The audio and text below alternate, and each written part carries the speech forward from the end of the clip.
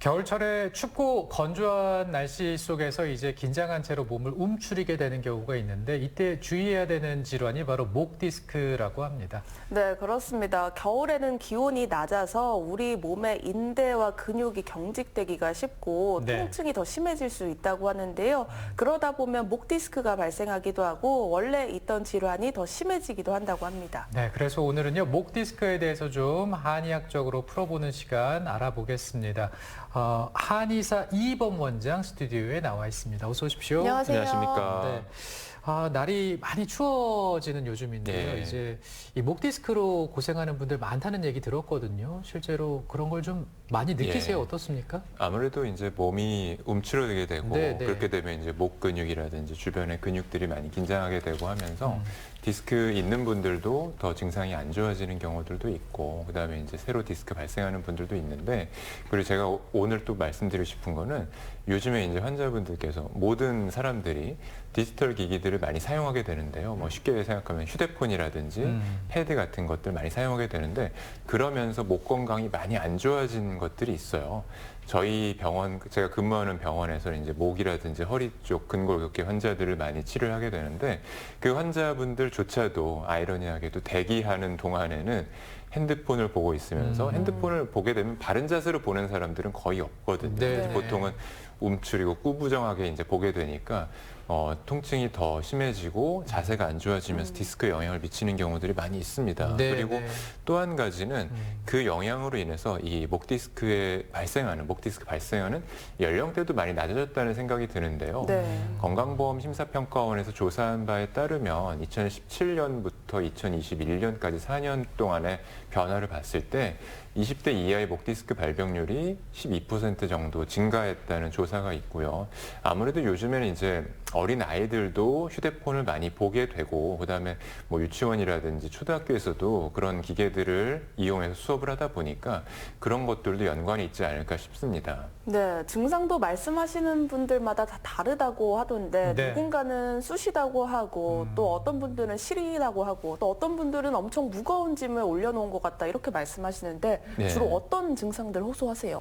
일단은 이제 목에 문제가 생기는 통증에 있어서 당연히 목이 아픈 게 1번이고요. 네. 근데 이제 목에 붙어 있는 근육들이 목에만 있는 것이 아니고 뭐 등 쪽이라든지 날개뼈 쪽, 어깨 쪽으로도 이어져 있는 근육들이 있기 때문에 거기서 발생하는 통증들이 옵니다. 그래서 목만 아픈 것은 아니고 주변부로 퍼질 수 있다는 점도 알고 있어야 되겠고 또 한 가지는 이제 두통인데요. 보통 이제 환자분들이 두통이 있으면 두통은 근데 누구든지 한 번씩은 다 겪을 수밖에 없고 근데 두통이 좀 심하게 오고 좀 오래 가는 경우에 이 두통이 내가 머리가 뭐가 잘못해서 오는 게 아닐까라고 생각하시는 분들이 많아서 병원에 오시는 경우들이 있는데요. 근데 이제 대부분 외래로 오시는 머리만 아파서 오시는 분들을 보면 이게 목에서 기인하는 경우들이 많이 있습니다. 그래서 네. 두통이 머리가 잘못돼서 두통이 생긴 경우라면 다른 증상들, 뭐 전신적인 증상들, 신경학적인 증상들이 나타나겠지만 그것이 아니고 뒷목이 많이 땡기고 뭐 관자놀이가 아프다든지 머리만 불편한 경우에는 그게 목에서 오는 경우들이 대부분이라는 것도 알고 계시면 좋겠습니다. 네, 지금 증상에 대해서 간략하게 말씀을 해주셨는데 증상이 꼭 목에서만 나타나는 건 아니고 두통으로도 올 수 있다 이렇게 얘기해 주셨고 더 궁금증이 있으실 텐데요. 환자들은 어떤 점을 궁금해할까요? 화면으로 정리했습니다.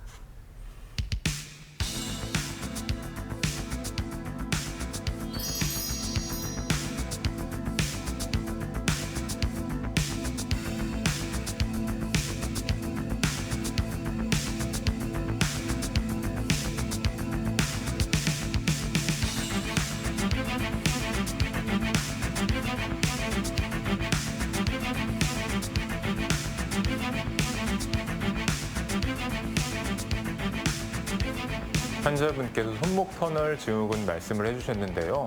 손목 터널이라는 것은 이 손목의 뼈와 인대들로 구성된 터널인데 이 터널이 좁아지면서 이 지나가는 신경에 압박이 되고 자극이 되어서 손바닥이라든지 손가락이 저리고 아픈 증상을 나타내는 질환입니다. 그런데 예전에 이제 이게 있었다고 하셨고 이게 이제 치료가 됐던 것 같아요. 근데 이번에 새로 손뿐만이 아니고 팔 쪽, 그다음에 이제 날개뼈 쪽으로도 저림 증상이라든지 통증이 있다는 얘기인데 일단은 결론적으로 말씀을 드리면 이 손목 터널 증후군하고 지금 있는 증상하고는 크게 연관은 없어 보입니다. 왜냐하면 손목 터널 증후군은 이 손목 아래쪽으로 손바닥이라든지 손가락 쪽으로만 증상이 나타나거든요. 오히려 지금 있는 이 증상은 목 디스크를 한번 의심해 볼 만한데요. 일단 목 디스크로 인한 증상을 말씀을 드리면 이 디스크가 뭔가 튀어나오면서 주변에 있는 신경에 자극이 되고 그 신경을 따라서 증상이 나타나는데 신경이 어떤 신경은 팔 쪽으로 내려가는 신경도 있고 날개뼈 쪽으로 내려가는 신경들도 있거든요. 그래서 목 디스크가 안 좋은 부위에 따라서 이 등 쪽으로 뻐근하다고 하는 분들도 있고요. 팔 쪽으로 저리다든지 이상한 감각이 든다고 하는 분들도 있습니다. 물론 둘 다 나타날 수 있고요. 그래서 일단 지금 말씀해 주신 사례자분께서는 손목 터널 증후군보다도 목 디스크 쪽으로 한번 병원에 가서 진료를 보시는 것이 좋겠습니다.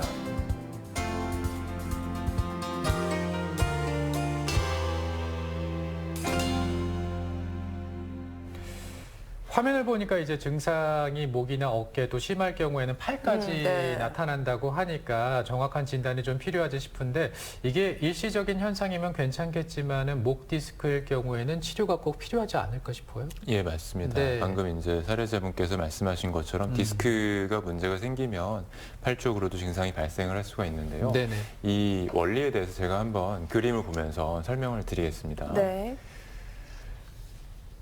경추 이제 요 뼈가 7개로 되어 있는데요. 네.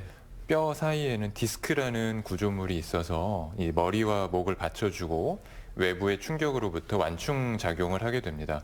이 오른쪽 그림은 목 디스크의 단면을 보여주는 그림인데요.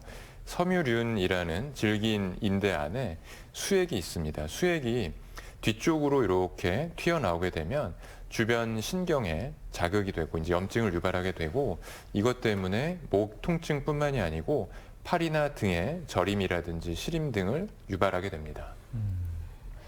그러면 그 일반적인 이 근육통 때문에 발생하는 목 통증과 또 지금 설명해 주신 디스크 때문에 발생하는 목 통증에 좀 차이가 있을까요?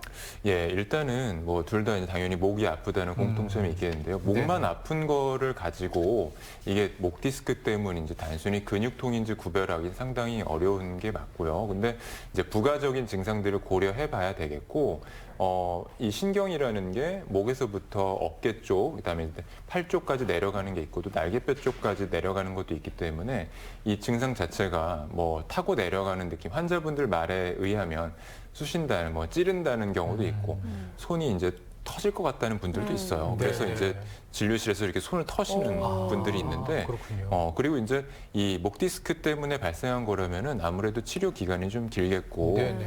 그리고 이제 목 근육통이라면은 당연히 치료 기간이 짧겠죠. 그래서 네. 보통 한 1, 2주 정도 치료를 했을 때 괜찮아진다면은 다행인데 그렇지가 않고 통증이 더 늘어난다, 더 이제 장기적으로 간다든지 통증의 범위가 늘어난다든지 아래쪽으로 내려가는 통증이 있다 그러면 목 디스크로 인한 통증을 한번 의심을 해볼 수가 있겠습니다. 네. 그런데 앞에서도 이야기했지만 목이나 어깨가 아플 때 어디가 정확하게 아픈 건지 짚어내지 못하겠더라고요. 그래서 네. 치료를 받더라도 이게 치료가 제대로 되고 있는 건가 잘 모르겠는데 진단할 수 있는 방법이 있을까요? 예, 이게 이제 목 디스크 쉽게 자가 진단하는 방법 네. 중에 하나인데요. 요 그림 한번 보면서 제가 설명을 드리겠습니다. 이 왼쪽이나 오른쪽으로 통증이 나타나는 쪽으로 이제 머리를 구부린 다음에 이 머리를 지그시 눌러본 거예요. 다른 사람이 누르는 거죠. 그래서 이제 통증이 이렇게 해서 더 심해지거나 이쪽으로 팔 저림이 유발이 된다 그러면 목 디스크를 의심해 볼 수 있습니다. 그런데 주의할 점은요, 너무 심하게 누르면 오히려 증상이 또 악화하는 경우도 있기 때문에 약한 힘으로 해야 되겠고요. 그리고 무리하지 말고 이제 제 생각에는 요거 이제 설명은 드리지만 병원에서 진단을 받는 것이 가장 안전한 방법이라고 볼 수가 있겠고, 그리고 이제 이 방법뿐만이 아니고 이 방법처럼 누르지 않았는데도 목을 돌리거나 젖히거나 했을 때 뭔가 찌릿한 느낌이 든다든지 이 아래쪽으로 타고 내려가는 느낌이 있다 그러면 병원에 가셔서 진료를 받아보시는 것이 좋겠습니다. 알겠습니다. 자, 진단법 살펴봤고요. 이제 치료 방법, 그 한방병원에서는 일단 침 치료도 있을 것이고 한약 치료도 할 것이고요. 설명을 예. 좀 해주시죠. 보통 이제 주된 치료는 한약 치료라든지 약침 치료, 그다음에 추나 치료가 이제 해당이 되겠는데 네네. 한약 같은 경우는 이제 약을 먹어서 효과를 본다고 보시면 되겠고요. 약의 역할은 이 디스크 주변의 염증 상태를 줄여주는 역할을 하게 되겠고, 그다음에 신경이 손상된 걸 회복시켜주는 역할을 하게 되겠죠. 그래서 목 통증과 팔저림이라든지 뭐 날개뼈 쪽으로 저린 증상이 있을 때 상당히 효과적인 방법이 되겠고, 한약은 먹어서 효과가 있는 거라면 약침이라는 것은 먹는 한약을 주사용으로 만들었다고 생각하시면 됩니다. 그래서 먹어서 작용하는 것에 대한 어떤 부족한 점을 바깥에서 작용하는 약침으로 보충해 준다고 보시면 돼요. 그래서 약침이라는 주사로 목에 약액을 넣어서 한약의 효과와 침의 효과를 동시에 볼 수 있는 방법이라고 보시면 되겠습니다. 네, 그러면 이 한약과 약침은 신경 주변에 있는 염증을 줄여주고 또 근육이나 어떤 인대를 강화하는 치료라고 하셨는데요. 그러면 추나요법도 통증 완화에 도움이 되는 걸까요? 예, 맞습니다. 추나요법이라고 하면 꼭 목에만 하는 치료 방법은 아니고요. 척추에 다 전반적으로 이용할 수 있는데요. 척추에 가해지는 힘이 과다하게 되면 척추가 이제 틀어지는 것도 있을 것이고 주변의 근육하고 인대, 뼈가 많이 약해지게 되겠죠. 네. 이 상황에서 추나요법을 통해서 관절을 늘려주고 관절의 이제 가동성을 늘려주고 그다음에 근육 긴장된 것을 풀어준다면 튼튼한 목을 가지고 튼튼한 척추를 가지고 오랫동안 생활할 수 있게 되는 장점이 있습니다. 네, 그리고 또 평소에 자세를 바르게 한다든지 또 도움되는 스트레칭이 있을 것 같은데 어떤 것들이 도움이 될까요? 보통은 앉아있는 자세가 목에 상당히 많이 부담이 됩니다. 네. 그래서 요즘에 이제 일하시는 분들 중에서 앉아서 일하시는 분들 많잖아요. 저도 그런데요. 뭐 침 놓으러 갈 때 빼고는 다 앉아서 진료를 하게 되고 이런 상황에서는 목이 상당히 고생을 하게 될 수밖에 없습니다. 그래서 어떻게 앉아있는 것이 좋은 것인지에 대해서 생각을 해볼 필요가 있는데 이걸 제가 그림을 보면서 한번 설명을 드리겠습니다. 네.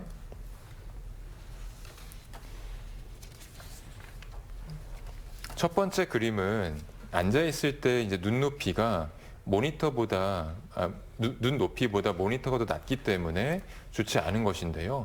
눈높이보다 모니터가 낮으니까 당연히 고개가 숙여질 수밖에 없죠. 네. 목이 숙여지면서 숙이는 것뿐만이 아니고 앞으로 빠져나와 있기 때문에 목 주변의 근육과 디스크가 상당히 고생을 하게 됩니다. 모니터가 낮으니까 이 사람이 두 번째 그림처럼 아예 의자를 낮춰서 앉게 됐어요. 그래서 이제 이렇게 되면은 목은 괜찮을 것 같은데 허리와 등을 구부리게 되기 때문에 목이 자연스럽게 또 앞으로 빠져나올 수밖에 없죠. 그래서 세 번째 그림처럼 허리와 등을 바로 세운 자세에서 모니터 높이를 올려가지고 눈높이 맞추는 것이 중요한데요.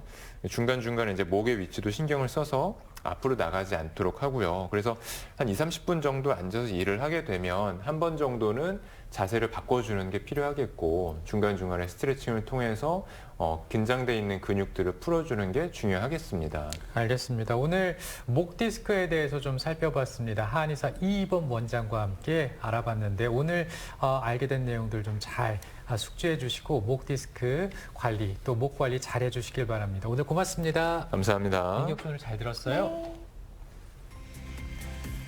추운 겨울에 갑자기 추운 그 환경에 노출되지 않는 게 참 중요하잖아요. 이게 여러 가지 또 네. 건강에 무리가 될 수 있습니다. 네, 그렇습니다. 이렇게 두꺼운 옷 하나를 입는 것보다는 얇은 옷 여러 겹을 겹쳐서 입는 게 좋다고 합니다. 네. 또 목도리나 모자로 체온을 빼앗기는 것을 막는 게 좋다고 하고요. 핫팩을 사용하실 때는 손끝이나 발끝처럼 모세혈관이 지나는 곳에 붙이는 게 좋다고 합니다. 네, 보온에 신경 써주시길 바라면서 저희는 또 내일 생방송으로 인사드리겠습니다. 고맙습니다.